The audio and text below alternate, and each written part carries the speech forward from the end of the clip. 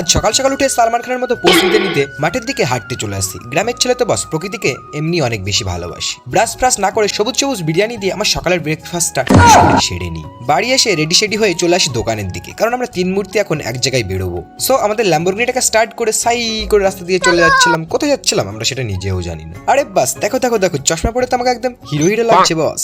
আর এখানে যেতে যেতে আমাদের ল্যাম্বরগিনিটার হাওয়া শেষ হয়ে যায়। এই জন্য পাম্পে এসে তার মুখের মধ্যে পাইপটা ঢুকিয়ে দিয়ে তার হাওয়াটা ফুল করে নিই। ডার্লিংটাকে হাওয়া খাইয়ে নিয়ে তিন মূর্তি মেলে বাসের পিছনে আমাদের ব্ল্যাক পইটাকে ধুলো খাওয়াতে খাওয়াতে চলে যাচ্ছিলাম গন্তব্যস্থলের দিকে। আর এই সালা বাসটা সাইড হয়ে যাচ্ছে।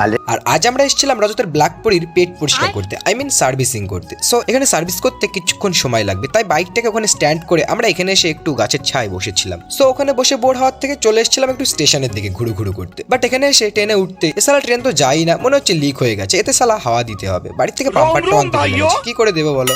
ট্রেনে চড়া তো আর হলো না, তাই রাগ করে চলে আসি এখানে হিসু করতে। হিস্ট্রি করে ওখান থেকে একটু করে চলে এসেছিলাম বাড়ি। আজকের জন্য এইটুকুই, টাটা গাইস।